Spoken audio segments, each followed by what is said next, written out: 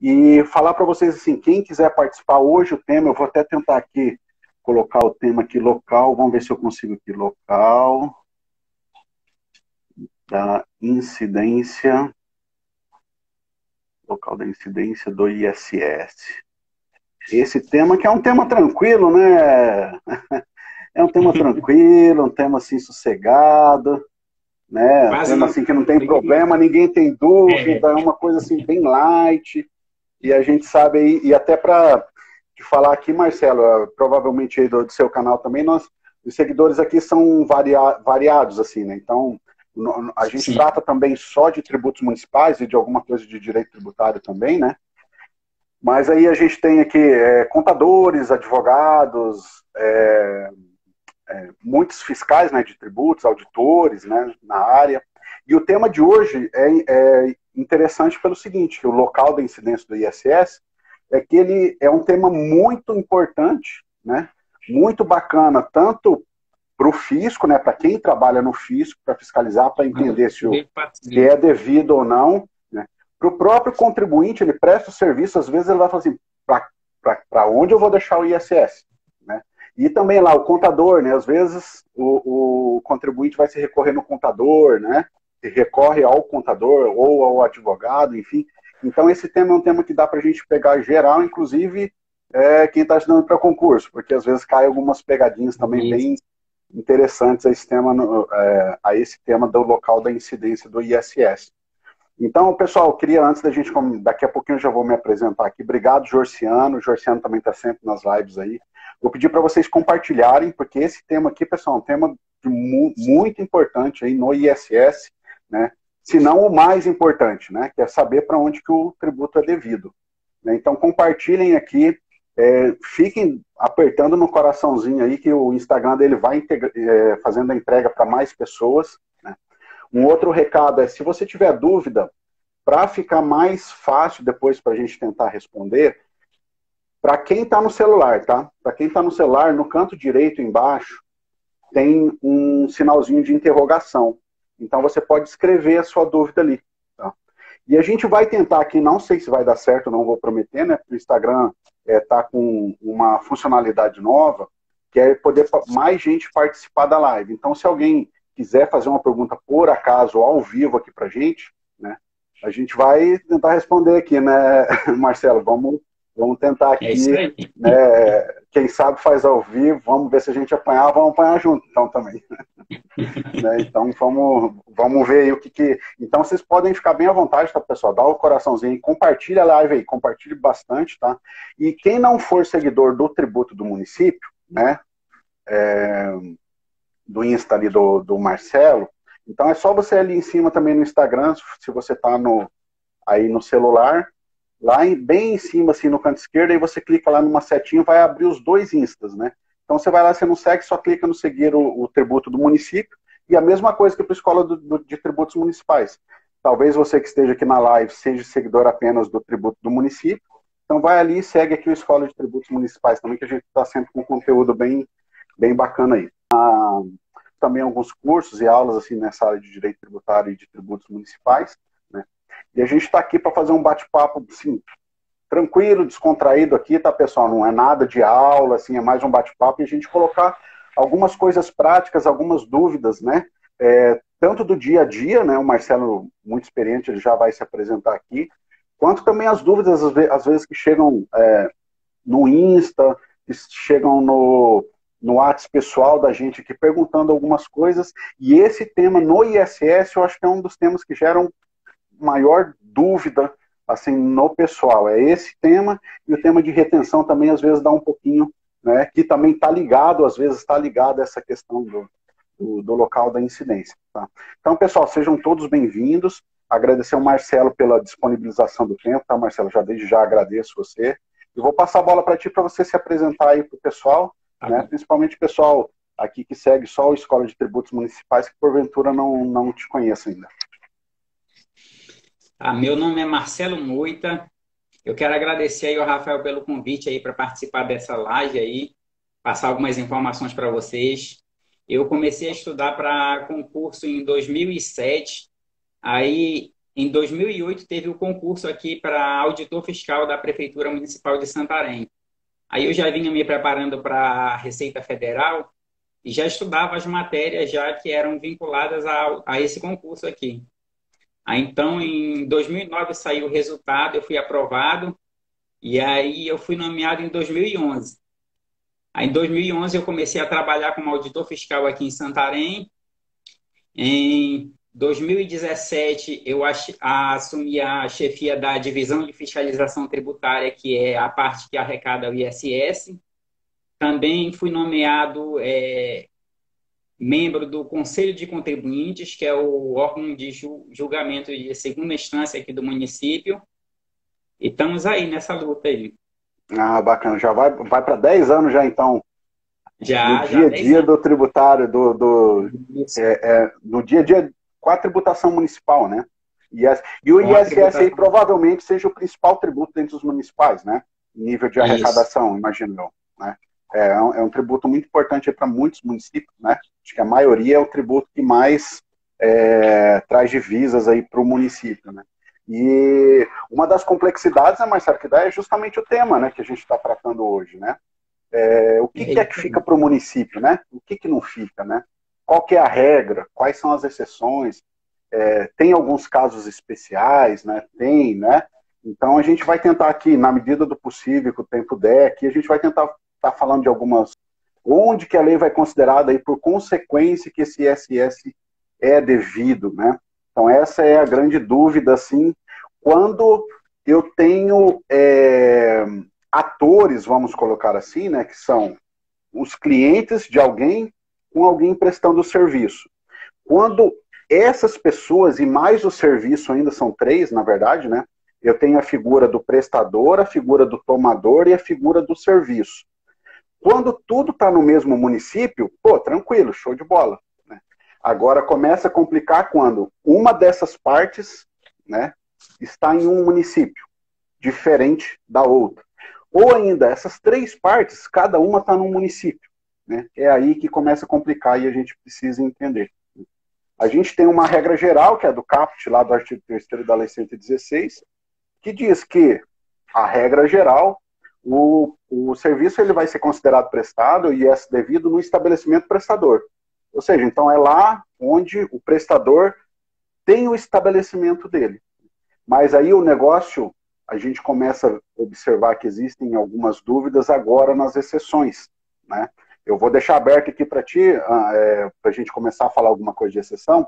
Só antes eu gostaria de falar o seguinte, para o pessoal, quando for ler o artigo 3º, e principalmente os 25 incisos das exceções, uma coisa que facilitou muito para mim no passado, eu entender, foi separar por grupos, tá? Talvez não funcione para você que está vendo aí, mas assim, para mim funcionou e algumas pessoas que a gente acabou sugerindo isso ajudou também.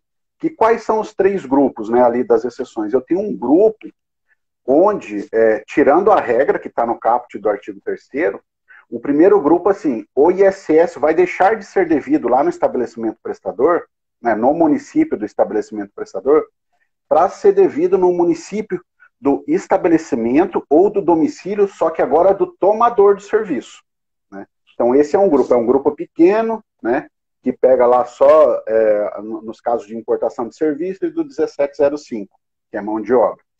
Aí eu tenho um outro grupo um pouquinho maior, né, que foi acrescentado pela Lei Complementar 157, e nessa situação o ISS ele vai ser devido só no local, né, para o município do tomador desse serviço. E eu tenho um grupo enorme, que daí é a maioria, que é onde o serviço é prestado. Então eu tenho 3 grupos, um que ou é estabelecimento do tomador ou domicílio do tomador, outro grupo que é só domicílio do tomador, e um terceiro grupo que é o maiorzão, que é onde o serviço está sendo prestado, né? E aí vai da gente desmistificar aí essa questão. Fica à vontade, tá, Marcelo? Assim, às vezes, se quiser interromper na hora, pode ficar tranquilo aí. Vou te passar aí para você falar um pouquinho também, né? Dar uns exemplos aí. É assim, ó, no Brasil, nós temos mais de 5.000 municípios. Como o ISS é de competência municipal, a Constituição Federal atribui aos municípios a competência para instituir e cobrar esse imposto, Então, se ocorresse o fato gerador, tivesse o prestador do serviço e o tomador, como você bem falou, no mesmo município, não teria problema nenhum desse local de incidência. O problema acontece justamente quando estão situados em municípios diferentes. Então, o que eu fiz para facilitar a minha busca na hora de identificar se é devido no estabelecimento do prestador ou não? Porque como a gente trabalha com isso todo dia, vem gente perguntar, o subitem tal, é devido aonde? É no prestador ou no tomador? Aí, o que eu fiz? Eu peguei a lei do município aqui de Santarém, aí eu peguei a lei complementar 116. A nossa lei tem alguns subitens que elas não são os mesmos da lei 116. A classificação dela está com a numeração diferente. Por exemplo, 12.10, aí na nossa lei é 12.9, mais ou menos desse jeito. Aí o que eu fiz? Eu peguei a nossa lei, e aí eu fui olhando as exceções lá da 116, eu fui marcando com destaca-texto. Então, tudo que não é devido no estabelecimento do prestador, aí eu fiz com destaca-texto aqui, assim, ó. Cara, eu fiz exatamente isso aí também uma vez. Cara, ajuda pra caramba. A gente fica com essa lista na nossa mesa, e aí a pessoa diz, o subitem número 15.01 é devido aonde? Aí vê, tá marcado. Tá marcado, sim. Então não é no município do prestador, não é para Santarém, é para fora. Aí facilita exatamente. Demais. Aí uma dica boa aí para quem não tem ainda. Também é muito legal. Nas exceções lá dos incisos do artigo 3º lá, fica mais fácil dessa forma. Exatamente. Não, cara, bem bacana essas dicas, assim, é até bom, às vezes alguém que está começando agora na carreira e olha essa sopa de números, né? 1705, 1502, a pessoa fala assim, Jesus amado. E aí, assim, depois que você estabelece um método teu, próprio de cada um, né? Por exemplo, de tanto você olhar, dali a pouco você começa a gravar, né? Que é uma pessoa perguntando uma coisa, vai perguntando, e eu não sei aí, mas onde eu trabalhava como fiscal, tinha um grupo de serviços que era assim, era o que mais se praticava no município. Então, aqueles lá a gente acaba decorando, porque toda hora a pessoa está perguntando. Aí, lógico que às vezes um que quase não era prestado lá, por exemplo, aí às vezes aí a gente recorria, mas chega um tempo que você acaba gravando pelo menos boa parte dos serviços lá da lista anexa. Mas essas ações aí são muito importantes, cara. E assim, me diz aí, dessas solicitações que você pede, que pedem para você aí, deve aí em Santarém ou não deve em Santarém? Qual que é o serviço, vamos dizer assim, campeão que o pessoal pede, assim, se é devido aí ou não, né, e se está lá nas exceções ou não? Rapaz, o que aparece mais é a construção civil. É o que mais aparece aqui. Isso. E é engraçado da construção civil, que realmente isso aí também eu tinha um pouco lá, né? E assim, a construção civil, ela pode estar naquele cenário de eu ter o prestador em um município, por exemplo, no município A, eu ter o tomador no município B, e a obra ser no município C, né? Isso. Então, aquele primeiro... Aí que começa a gerar dor. Mas como? Agora é para o município A, B ou C. Aí a gente tem a lei que assim, nos traz a solução para esse problema, né?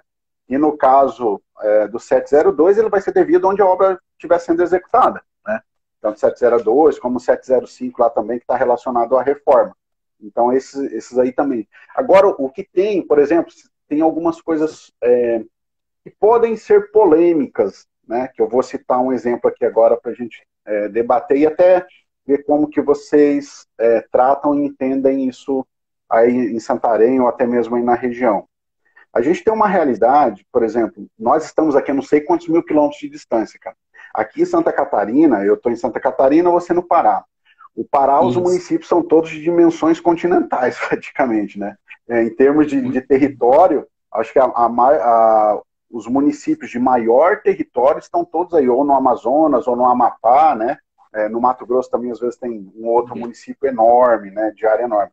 Mas aqui para a região sul, por exemplo, a gente tem uma característica que são municípios menores, né, muitos municípios próximos um dos outros, né, e a gente tem para um serviço que eu vou falar agora uma característica muito peculiar para cá, não sei se aí também é a mesma coisa. Por exemplo, todos os municípios, quer dizer, acredito que sem exceção, né, tem o serviço de coleta de lixo, né? E esse serviço de coleta de lixo, é bom a gente tecer esse comentário, e nem sempre esse serviço, nem sempre não, esse serviço de coleta de lixo não é só a coleta, existe junto a destinação, porque ele não vai só pegar o lixo, né, e vai ficar ali andando com o caminhão, o lixo no caminhão a vida inteira. Ele vai ter um descarte, vai ter uma destinação, né, desse lixo em algum lugar. E aí o que acontece? Numa contratação, por exemplo, assim, normalmente os municípios, né, contratam esse serviço, pode ser, né, aqui acontece muito, de eu ter a coleta em um município e eu ter a destinação em outro município, né? Então aí também gera uma certa, no dia a dia, uma certa confusão. Com reter ou não reter é uma das confusões também, e a outra é em relação assim, mas vai ficar para o município onde está coletando ou onde está destinando? Ou para quem está tomando, ou para, né? Se você quiser comentar aí, fica à vontade, senão daí a gente evolui, que eu não sei como que funciona essa questão. Por exemplo, Santarém tem o próprio local de destinação aí dos lixos? Santarém tem o próprio local de destinação, aqui não fica em 2 municípios a situação. Eu comparo isso aí ao que aconteceu aqui na recuperação aqui da BR-163. Teve uma empresa que foi contratada pelo governo federal para executar o recapeamento, a recuperação da obra. E aí, essa empresa pegou a parte que seria em Santarém e também parte que seria em Belterra e seguiu. Foi em vários municípios. E aí, o que aconteceu? Como definir onde vai ser devido, sendo que o contrato foi pelo serviço todo, e como que a gente ia identificar o que era para Santarém, o que seria para o município vizinho Belterra e para os demais. Aí, o que a gente fez aqui? A gente fez proporcional. Se a obra, por exemplo, era 100 quilômetros, 50 estava dentro de Santarém e 50% dentro do município vizinho, a arrecadação de 50% foi para o município de Santarém e 50% foi para o município vizinho. Sim. Que é a incidência onde o serviço foi prestado. Exatamente. Aí, coincidentemente, entra na regra parecida quando tem alocação de postos, né? Que daí vai em relação ao número, eu estou falando de postos, mas tem outros serviços lá, né?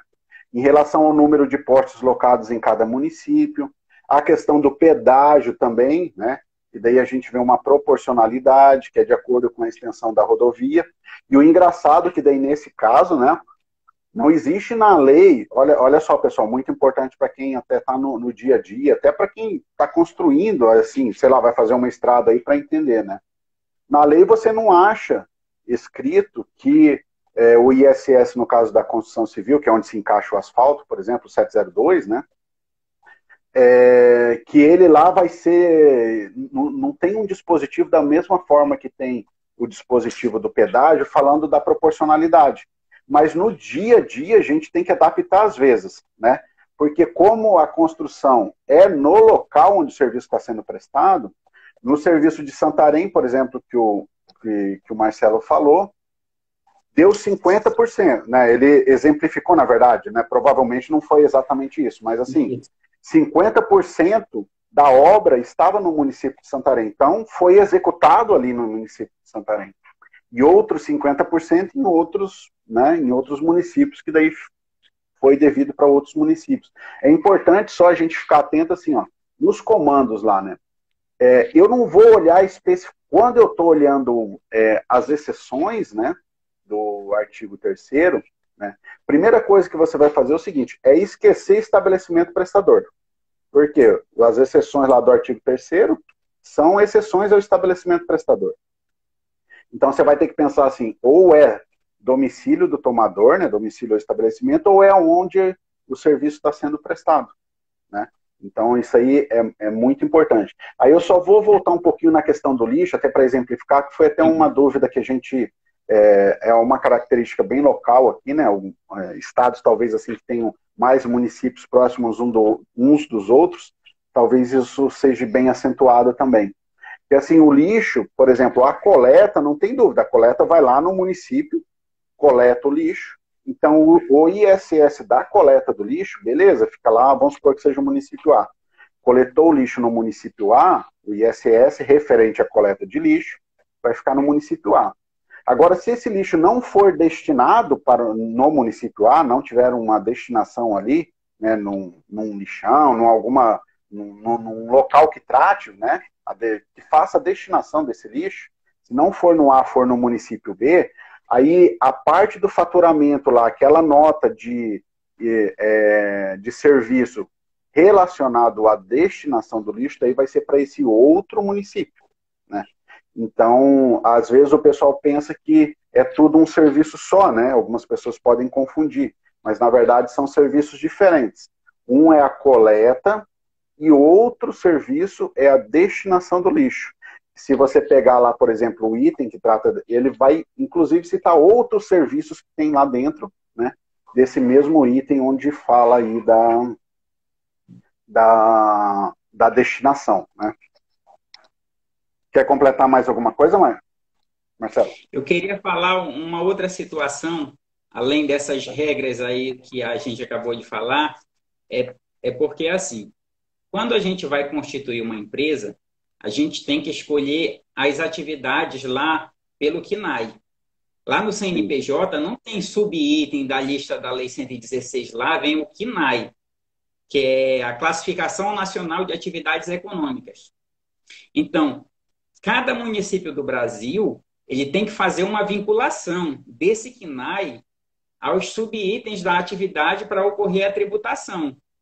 Se tiver uma classificação diferente em um município para outro, pode ter o problema da regra de incidência em um estar classificado que é no local do estabelecimento prestador e outro ter que é no local do tomador, onde foi prestado o serviço. Por exemplo, esses grandes supermercados, eles têm aqueles bombeiro civil. Esse bombeiro civil, ele tem uma atividade, deixa eu ver se eu tenho aqui a atividade dele. Ele tem uma atividade que, teoricamente, ele pode ser classificado em 2 subitens. Por que ele pode ser classificado em 2 subitens? É porque no município de Santarém, ele está classificado no 1705. Mas no município de São Paulo, ele tem até um parecer, que é uma consulta de número 15, de 22 de junho de 2017, que ele diz que é no 1701.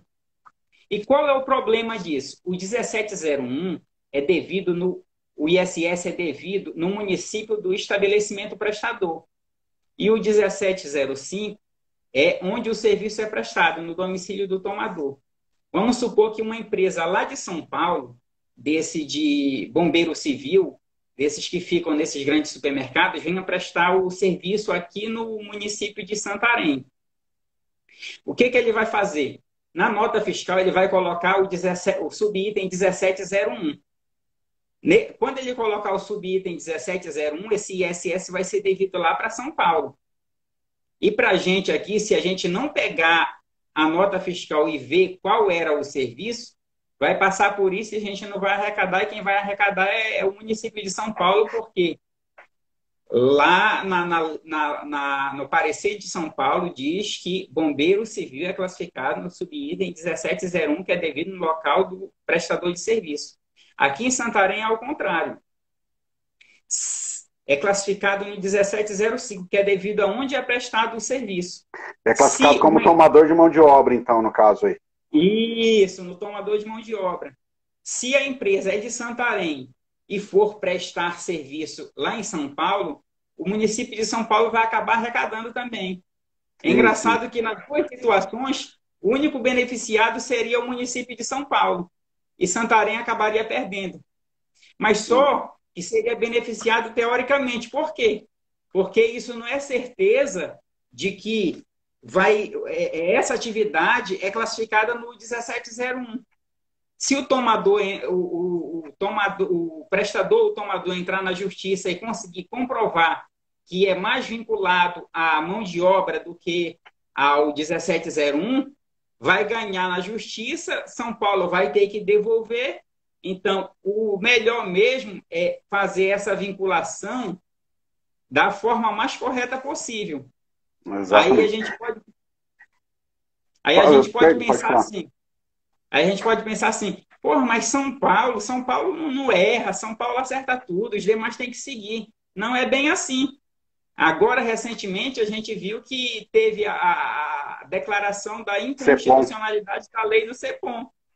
Então, exatamente, o que vai acontecer? Vai ter briga ainda aí, né? Mas, enfim. Inclusive, eu vi na decisão, lá no voto divergente do Alexandre de Moraes, ele diz que tem mais de 6 bilhões arrecadados através do CEPOM somente no Rio, São Paulo e Porto Alegre. Olha a quantidade de dinheiro que as empresas vão poder recuperar. Os advogados assistindo aí devem estar felizes com a informação. Verdade. Mas, enfim, realmente isso aí. E, assim, e para aqueles serviços que, num primeiro momento, assim, pegando o gancho até que você falou aí dessa situação do bombeiro, 1701, 1705, tem serviços que, num primeiro momento, você fala, não, eu tenho certeza que é aqui, né? Você vai conversar com todo mundo, né? Todo mundo tem aquela mesma, assim, não, é ali.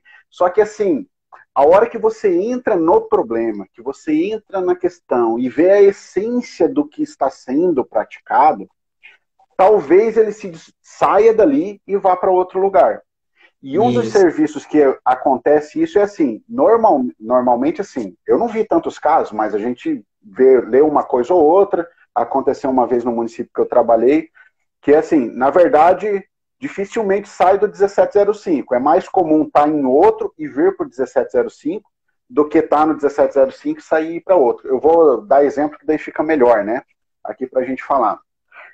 Por exemplo, serviços de contabilidade. Né? Serviço de contabilidade, a gente sabe que é o quê? É devido no estabelecimento prestador, né? Porque não é se você abrir o serviço, se você abrir as exceções do artigo 3º, você não vai achar o serviço de contabilidade lá. Então a regra é ali. E contabilidade, você fala assim, não, contador, faz contabilidade, ali, não tem. O item é aquele ali e acabou. Só que às vezes você vai analisar a essência, o que acontece? Eu tenho uma empresa de contabilidade lá em... Vamos pegar o teu exemplo aí. A empresa de contabilidade é de São Paulo e ela está fornecendo serviços de contabilidade para o município de Santarém, por exemplo. Né? Só que esse serviço, o que ela faz? Ela deixa um servidor, não, é um funcionário dela aí nas dependências de Santarém, recebendo as ordens de Santarém, né? Ou seja, na verdade, não é contabilidade, é uma mão de obra que ele contratou. Isso. Por mais que é um serviço específico, o cara fazendo a contabilidade, né? Então tem essas coisas que às vezes a gente só pega quando começa a trabalhar e o problema cai em cima de você. Foi o que aconteceu comigo, né? Daí eu falei assim, porque num primeiro momento eu falava assim, não, é contabilidade. Não, o cara tá fazendo contabilidade. Mas assim, a gente tem que analisar assim, quando a gente está no dia a dia, assim, às vezes a essência do que está acontecendo. Quando você consegue, porque muita coisa passa, a gente não pega, né, obviamente. Mas assim, quando você consegue, normalmente assim, a gente sabe que os municípios, eles contratam muitos serviços de fora, né? E nos municípios menores, é mais fácil de você entender e pegar isso, ou se é a prefeitura que faz essa contratação, porque está dentro ali, né? Do setor público, e você pode ver, e aquele ISS que às vezes era de contabilidade, que ia ficar lá em São Paulo, por exemplo, no exemplo que a gente deu aqui, fala assim, não, isso aqui não é contabilidade, isso aqui você está me fornecendo a mão de obra, não a contabilidade. Isso. Né? Não sei se já aconteceu contigo, se quiser comentar, fica à vontade. Realmente isso aí acontece na prática, né? Que é o caso da questão do bombeiro civil. A empresa fica estabelecida em um local, eles fornecem a mão de obra para ir para outro município, e E lá eles disseram, através de uma consulta tributária, que é devido no local do estabelecimento prestador e que seria o 1701. Seria mais ou menos a mesma situação, sendo que eles estão Sim, fornecendo a sim. mão de obra. Sim. Então, voltando, Marcelo, realmente assim, ó, quando a gente está no dia a dia, e isso não é só o dia a dia do fiscal, né, assim, do fisco. As empresas também têm que entender isso, porque senão ela vai acabar tendo também a dúvida de para quem deve, né, se é para o município A ou para o município B, por exemplo. Pode acontecer dos dois municípios cobrar e ela não saber o que fazer. Né? Então é importante isso até num planejamento, até para as empresas, né? Os contadores, a gente tem aqui também advogados, assim, é procurar entender isso mesmo, assim, na essência lá do serviço que está sendo Na prestado, verdade, o que material é? dos fatos. Exatamente, exatamente. O que é que realmente está sendo prestado? No exemplo que eu dei, será que é a contabilidade?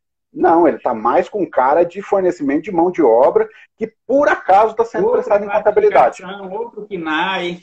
Exatamente. Né? E às vezes o que acontece? A empresa que está. Esse é um outro problema prático que a gente pega, eu pelo menos pegava lá. Nesse exemplo que eu estou dando da contabilidade, por exemplo. A empresa que está prestando serviço, ela tem o KNAI só de contabilidade. Ela não tem o KNAI de mão de obra. Só que para o fisco, paciência, vai ser a mão de obra. Entendeu? Não é, não, mas eu não tenho o KNAI de mão de obra, não pode. Não, pessoal, ele não tem nada a ver. O fisco, ele vai tributar aquilo que realmente está acontecendo. Né? Se a empresa não tem o KNAI de mão de obra, e na essência está sendo a mão de obra, a empresa tem que verificar, voltar, fazer um estudo interno, né? E falar assim, não, vamos acrescentar agora um KNAI de mão de obra. Né? Então, esse é o trabalho que tem que ser feito. É uma situação semelhante que ocorre, por exemplo, é uma empresa que faz a parte de conserto, revisão de carro. Aí está estabelecida, por exemplo, em Santarém. Aí tem uma empresa no município vizinho. Aí ela contrata essa empresa de Santarém para ir lá consertar, resolver o problema. Nesse caso, o ISS é devido no local do estabelecimento prestador, que é, no caso, aqui para Santarém. Mas Sim. se ocorrer, como você bem disse, a empresa daqui forneceu o funcionário para ficar instalado lá na empresa, lá no outro município, já é a seção da mão de obra, não seria nem o KNAI que talvez a empresa tivesse. Exatamente, exatamente. Assim, ó, o importante assim, que o pessoal tem em mente é o seguinte, para tributação, não importa o KNAI, importa o que realmente está acontecendo. Né? Inclusive, tributar, por exemplo, tem empresas que essencialmente não são de serviços. Uma coisa que aconteceu também onde eu trabalhei. Né? Ela é uma empresa comercial, compra e vende coisas. Só que, esporadicamente, lá uma vez na vida, outra na morte, ela presta um serviço. Ou seja, no KNAI dela, muito provavelmente não vai ter. Ela vai na prefeitura, funcionava assim, pelo menos onde eu trabalhava, né? Ela ia na prefeitura, fazia uma nota-voz, porque ela não tinha nem autorização, né? Falava que estava sendo prestado, a gente conferia e daí emitia conforme a essência do negócio, né? Daquele negócio que estava sendo realizado lá. Vou tentar ver aqui umas questões aqui que estão caindo aqui. Peraí. Aqui, ó, uma questão importante. Ó. Empresas de contabilidade queixaram... que pagam, tá? Ele corrigiu depois aqui. Empresas de contabilidade que pagam ISS fixo e tem mais contadores atuando, como será pago? Olha, eu imagino, assim, eu vou tentar responder a tua pergunta aqui, apesar que, pelo jeito que ela foi feita, eu acredito que não seja do tema do local da incidência. Porque normalmente, assim, empresas que pagam pelo fixo, né, como é o caso de contabilidade, profissionais liberais, advogados, né, se encaixar no perfil para pagar sobre fixo, normalmente, a não ser que tua lei diga o contrário, né, a lei do teu município, mas normalmente é um valor fixo por profissional ali habilitado, tá? Se quiser comentar, Marcelo, fica à vontade. Na verdade, cada profissional vai ter que pagar o seu ISS fixo, né? Porque Exatamente. Eles não estão como empresa ali, eles estão como profissional liberal mesmo, né? Então, vamos supor, eu tenho uma sociedade uniprofissional, ó, que é o que mais rola assim, no dia a dia, né? Sei lá, pode ser qualquer um, advogado, médico, enfim, né? É uma sociedade uniprofissional. Aí vamos imaginar que o ISS fixo no município seja de R$1.000 por ano. Se nessa sociedade tiver 10 profissionais, essa sociedade ela vai pagar 10 vezes o 1.000. Então ela vai pagar R$ 10.000. Tá? Só vou reforçar uma questão aqui para vocês. Se sua lei do município disser outra coisa, aí você segue ela. Eu estou falando o que normalmente acontece. Porque a gente vê um monte de lei, assim, às vezes que diz um pouquinho diferente, né? Mas normalmente o mais comum é desse jeito que a gente está falando aqui. Eu acredito que Santarém seja nesse formato. Nesse formato aí. Tá, beleza. Pode ir falando aí, fica à vontade que eu vou vendo as perguntas aqui, aí se encaixar no tema eu coloco aqui. O que acontece muito, Rafael, é, por exemplo, a empresa tem apenas um KNAI vinculado a uma atividade e aí ela presta diversos outros serviços também. Aí na nota fiscal, ela vai colocar aquele KNAI para poder emitir o documento fiscal e lá na descrição do serviço, ela vai dizer o que realmente fez. Às vezes Exato. a empresa tem, por exemplo, locação de veículos sem operador, que não tem incidência. Só que ela presta a locação com o operador, mas como ela não tem, ela não emite nota daquele jeito, mas coloca lá na descrição do serviço. Com operador, tantas horas, não sei o quê, aí é o trabalho do auditor que vai entrar em ação. Vai olhar assim, nota por nota, vai... É isso aí. Aí o auditor vai entrar em ação e a empresa tem que se cuidar porque às vezes o barato vai sair caro, né? Porque nessas situações é um caso flagrante, né, de sonegação. A empresa está tentando usar um meio... Obrigação acessória, não aí... emitir a nota em conformidade com o padrão, pagar o imposto retroativo, atualizado, juros, multa. Sim, não, é verdade. Deixa eu pegar aqui umas questões aqui que estão... peraí, acho que eu apertei errado aqui, peraí. Vamos ver aqui, começar aqui.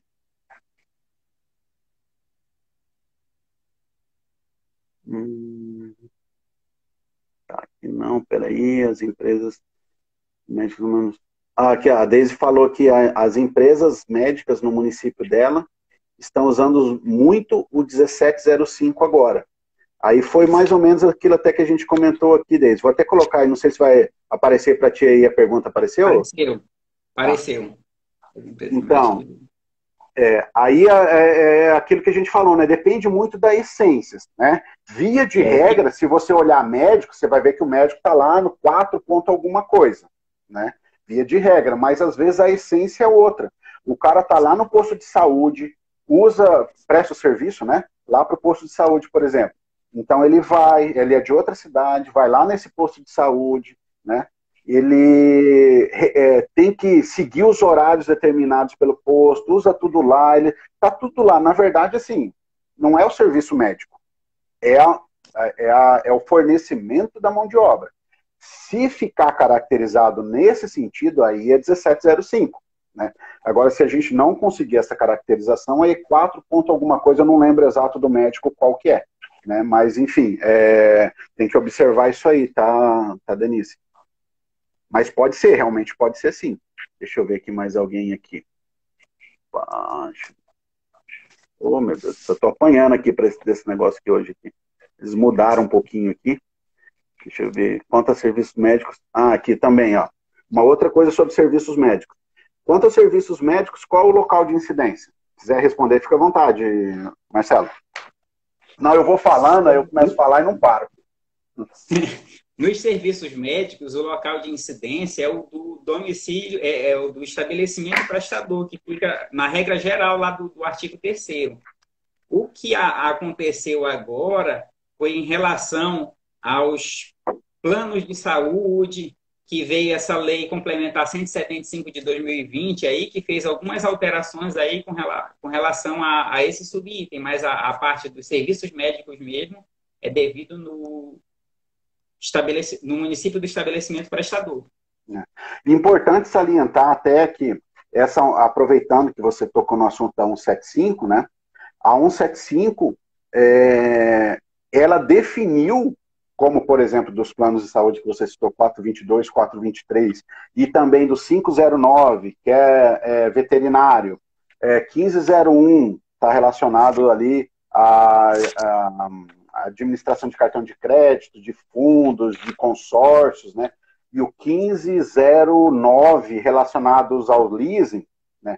a Lei 175 definiu quem são os tomadores desses serviços, né? Porque alguns desses serviços era muito difícil identificar quem que era o tomador. Vou voltar no 422, que são planos de saúde. Quem que é o tomador? A empresa que contratou ou o funcionário da empresa que se beneficia? Ficou essa dúvida na época, né? Quem que é? E o dependente dele, será que é o tomador ou não? Então a lei veio e falou assim, não, o tomador para esse caso é esse aqui. Então, por mais que não seja, pessoal, na prática a gente vai ter que ver o que a lei está dizendo. O que vale é o que está na lei. Exatamente, exatamente. Deixa eu ver aqui outras perguntas aqui, peraí. Deixa eu procurar aqui. Param.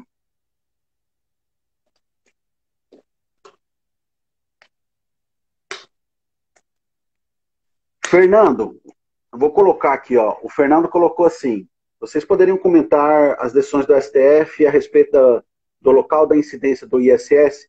De qual que você está falando, Fernando? Porque tem algumas situações diferentes, não sei. Se foi o do CEPOM, que o Marcelo já falou aqui, né, exigia-se um cadastro das pessoas, né, que eram de outros municípios, e se essas pessoas não tivessem o cadastro nesse município onde ela estava prestando o serviço, por mais que o serviço não fosse devido lá, o que esses municípios faziam, como o Marcelo citou, São Paulo, Rio de Janeiro, Curitiba, Porto Alegre, aí essas leis exigiam o quê? Ó, não interessa, você vai reter, o tomador vai reter o serviço. Não sei se é disso que você está falando, Fernando, né? Ou se é dessa questão do local da incidência em relação aos planos de saúde aqui que a gente comentou, da 175, depois se você quiser, ou se você estiver sabendo de alguma outra coisa, Marcelo, também, algum outro serviço aqui que eu não lembrei, pode falar. Com relação a essa decisão aí do STF, da declaração da inconstitucionalidade lá, é engraçado que se a empresa prestava um serviço e o ISS é devido no município do prestador, quando e não tinha cadastro, por exemplo, lá em São Paulo, que ela prestava serviço para lá, aí o que eles diziam? Não, nós não vamos reter o ISS, mas nós vamos reter o valor equivalente ao ISS como uma penalidade por você não ter feito o cadastro. Era mais ou menos isso aí. O que acontecia? O empresário acabava pagando duas vezes. Exatamente. Acontecia a bitributação. Então, exato, analisando esse caso, foi por isso que foi declarada a inconstitucionalidade da lei que exige esse cadastro aí, por estar sendo cobrado pelo mesmo fato gerador duas vezes. Sim, sim. Fernando, não sei se era nesse sentido, se você quiser explicar, pormenorizar mais depois aqui, daí coloca aqui que a gente tenta ver, tá? Agora tem uma coisa interessante, uma pergunta aí da Katian.b, né? Uma coisa até que teve um julgamento há um tempinho atrás sobre, não sei se você lembra, ouviu dessa questão aí dos laboratórios, né? Ela pergunta assim, ó, serviço de coleta por laboratório de análises clínicas, sede em um município e coleta em outro. Foi exatamente uma decisão que saiu dessa daí. Não sei se foi em Pernambuco, acho que foi em Pernambuco, eu não me lembro de qual cidade que é agora, mas acho que foi de Pernambuco, sim. Né? Teve um RE, que eu não me recordo o nome aqui agora. O que acontece? Se você for lá na lista, né, melhor dizendo, se você for no artigo 3º, você não vai encontrar esse serviço de laboratório nas exceções lá. Então, via de regra, ele é devido no estabelecimento prestador, tá? Para o município do estabelecimento prestador. Porém, o que é estabelecimento prestador? Aí o STF fez uma análise e chegou numa conclusão, e que eu concordo até nesse sentido, que é assim, o que é estabelecimento prestador? Né? É importante a gente saber disso. Às vezes a gente se esquece do artigo 4º da Lei Complementar 116, que vai ajudar a gente nessas questões. Né? Por exemplo, o artigo 4º ele fala que o estabelecimento prestador, esse é o conceito da lei, tá, pessoal? Então, como a gente está trabalhando com ISS, a gente tem que ver o que a lei diz, né? Ele fala lá que é o local onde o prestador desenvolve a atividade de prestar serviço de modo permanente ou temporário, e não interessa se ele vai dar o nome de filial, matriz, sucursal, posto de atendimento, não interessa. E onde eu quero chegar? O laboratório é essa questão. Então, eu tenho um laboratório na cidade A e um posto de coleta na cidade B, né? por estar se chamando posto de coleta, pouco interessa. Acho que se aplicou muito ali a questão da regra do artigo 4º. Porque lá, aí tinha esse posto de coleta. Tinha lá uma identificação que lá coletava, né? O cliente lá do posto ia lá, coletava o sangue lá, ia lá, pegava o exame lá, né? Tinha funcionários lá, então configurava todo um estabelecimento, né? Então, nesse caso, é o seguinte, para laboratório, se o posto de coleta for num município diferente de onde é feita a análise mesmo do sangue, por exemplo, né? Aí o ISS vai ser devido lá para esse município onde está sendo feita a coleta. Pelo menos por enquanto, até sair outra decisão ou sair alguma outra regra, mas hoje funciona assim. Não sei se você viu, chegou a ver esse julgamento, Marcelo. É bem interessante isso daí. Não, esse julgamento eu não vi, não, mas é interessante aí como a gente deve analisar, às vezes, pela verdade material, para definir onde é devido, porque tem esses problemas que a gente não vai conseguir resolver com a simples leitura da lei, e a lei, por exemplo, não vai regular de forma adequada todos os casos práticos. Não dá. A lei, ela é abstrata, né? Então ela chega lá, ela dá um, vamos dizer assim, eu costumo dizer que ela dá um cheiro para você, né? De onde você tem que ir, como é que você tem que se comportar. Só que, às vezes, como a gente citou no 1605, contabilidade, que às vezes pode mudar, com o médico, né, com a questão do bombeiros, que você citou aí de Santarém, na verdade, assim, quando eu vou exatamente pro caso prático, às vezes você tem que, às vezes não, você tem que analisar daí a essência, o que realmente, né, aquilo que você falou, a verdade material, o que realmente está acontecendo ali naquela prestação de serviço, né? E é importante também, você vê assim, eu julgo que o artigo 4º, ele, cara, é sensacional, assim, para ajudar, né, nessa questão. Porque ele define, por mais que às vezes ainda fique um conceito meio aberto, né, mas ele vai te ajudar lá em muitas coisas, né? Então o cara às vezes abriu uma loja, uma loja que ele está prestando um serviço na tua cidade aí, né? Só que o CNPJ dele é de outra, ele não abriu o CNPJ ali. E ele está ali com o nome, eu distribuo um cartão de visita, folheto, que ele está atendendo em determinado local. Porra, eu tô começando a caracterizar um estabelecimento, né? Então é a hora de você, né, chegar, mas isso assim, isso está na lei? Não está, cara. Isso aí é do dia a dia, você vendo, identificando, opa, ó, aqui tem uma portinha aberta com a placa, o cara está distribuindo folheto que ele está atendendo aqui. Opa, alguma coisa errada tem, né? Eu não tenho o cadastro dele no município. Então, são essas questões assim que são bacanas aí para a gente ver. E uma outra questão assim que eu gosto de fazer é o seguinte, a Lei Complementar 116, cara, eu já li sei lá quantas vezes, perdi a conta, assim como a 175 também, eu estou estudando bastante ela, já li bastante, ministrei cursos da 175, e assim, é impressionante, cara, não sei contigo, mas por mais que eu já tenha lido enésimas vezes, toda vez que eu leio, parece que eu consigo enxergar algo novo que eu não tinha visto ainda. Verdade. Acontece isso contigo também? Acontece. Toda vez que a gente lê, a gente, mas rapaz, eu não tinha prestado atenção nessa parte, hein? Identifica uma possibilidade nova, um caso concreto que pode ocorrer com uma situação que Exatamente. Acontece mesmo. É importante a leitura, né? Às vezes, eu fui uma pessoa que na época lá na época era primário ainda e segundo grau, tá, pessoal? Não se assustem que eu sou um pouquinho antigo aqui.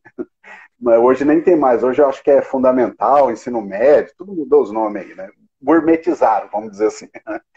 Mas na minha época era primeiro grau, ensino médio, enfim. Ensino médio não, segundo grau. E eu fui uma pessoa que eu nunca tive o hábito de ler, né? A professora, principalmente literatura, passava os livros, eu achava mó tortura aquilo lá, não lia. Só que daí depois eu fui ficando mais velho, eu fui sofrendo mais. Hoje eu já gosto bastante de leitura. Mas talvez lá atrás, se eu tivesse lido lá atrás, talvez hoje eu estaria melhor ainda nas minhas leituras, né? Mas é importante a gente ficar lendo e relendo o mesmo dispositivo, né? Quando eu comecei a estudar tributário, o artigo 3º do Código Tributário Nacional, a definição do tributo, eu li 50 milhões de vezes. E cada vez que eu leio ainda, às vezes parece que eu vejo alguma coisa, né? Um artigo importante, 142 do Código Tributário Nacional também, que fala que a competência para o lançamento é da autoridade, né, administrativa, que vai verificar o fato gerador, a base de cálculo, enfim, vai definir o quanto lá que o cliente tem que pagar, o que tributo que é, a matéria tributável, enfim. Eu também lia, cara. Depois que eu lia várias vezes, eu lia de novo e falava, cara, eu não tinha percebido isso aqui. É muito legal a leitura, cara, muito legal. Voltando aí com relação à questão do local de incidência, dos serviços contábeis, o que acontece também? Tem algumas empresas que são optantes do simples, né? E aí a Sim, optante do simples não vai ficar naquela regra de retenção, gerar o boleto automático lá para o prestador. E aí o que alguns faziam? Algumas empresas, elas declaravam lá no PGDAS a informação de que o ISS seria devido aonde foi prestado o serviço e saiu distribuindo para vários municípios que prestavam dessa forma.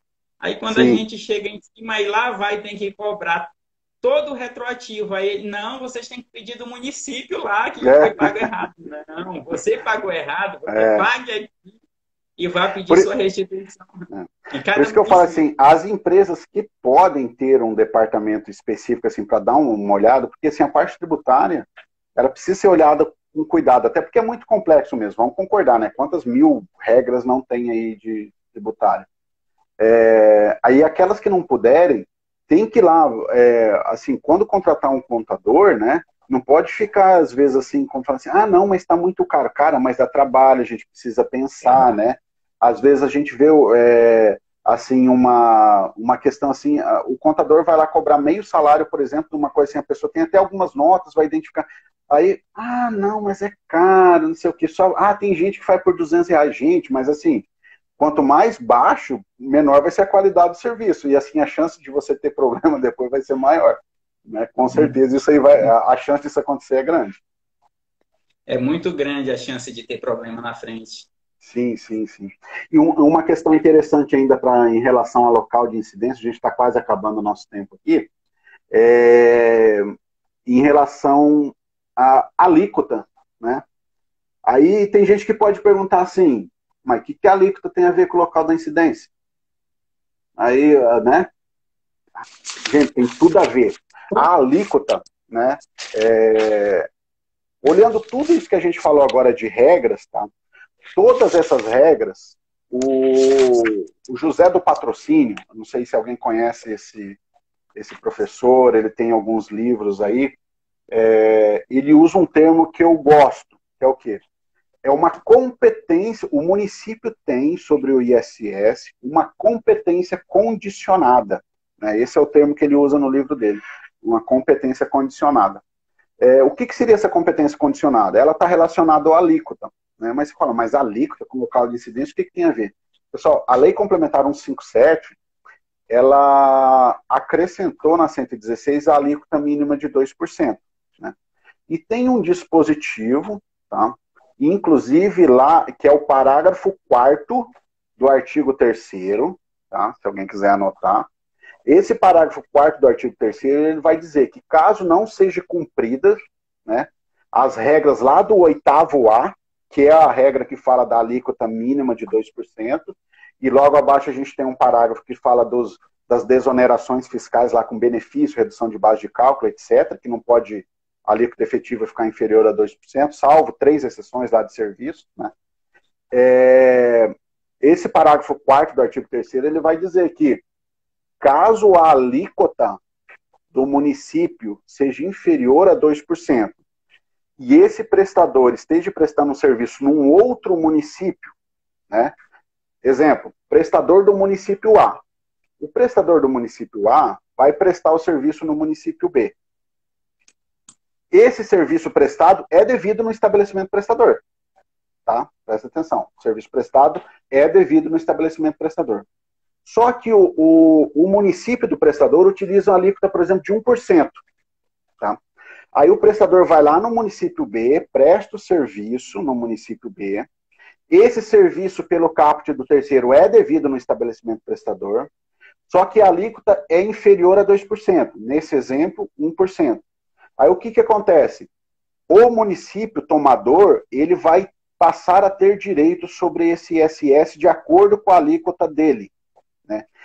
E a lei do município que praticou essa alíquota inferior a 2% vai ser considerada nula.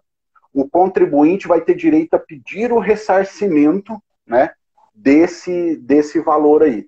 Então, o que acontece? Essa competência condicionada.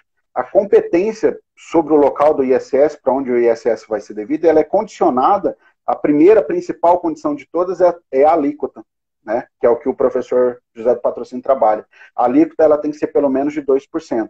Se não for de 2%, por mais que o serviço esteja devido no município, né, pela regra do caput, do artigo 3º, pode ser, né, se esse serviço sendo prestado em outro município, o ISS vai deixar de ser devido ali. Então, o abandono é como se o artigo 3º não existisse e vai para o estabelecimento do tomador. Era só isso que eu queria passar aí para o pessoal. Hein. Com relação à alíquota que você acabou de falar aí, existe também uma classificação, por exemplo, das empresas que são essas casas lotéricas, que ela tem um único KNAI. Só que, além dos jogos, elas fazem também cobrança de pagamento, né? Então, o que acontece? Um único KNAI, ela pode ser classificada em 2 subitens. E cada subitem pode ter uma alíquota diferente. Exato. Então, por exemplo, o 15.10 é de serviço e cobrança. A casa lotérica faz esse serviço.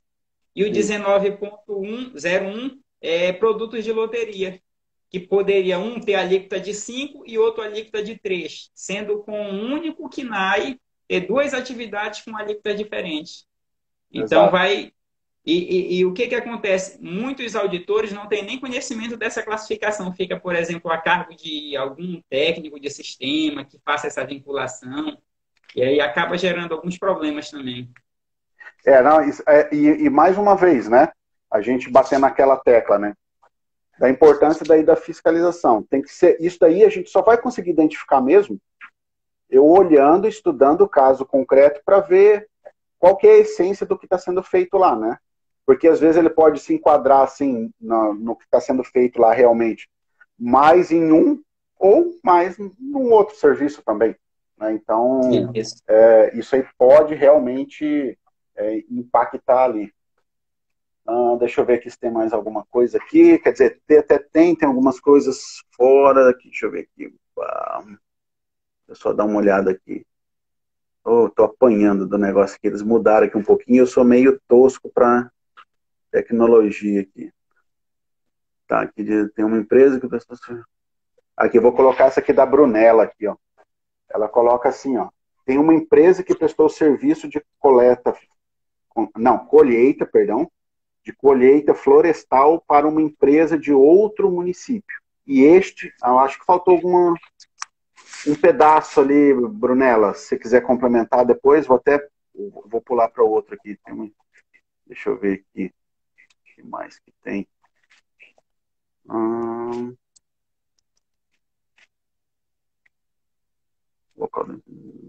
Tá, isso aqui já foi, dos laboratórios. Sobre a alíquota. Aqui, ó, vou colocar uma aqui do Simples, que você falou de Simples, né?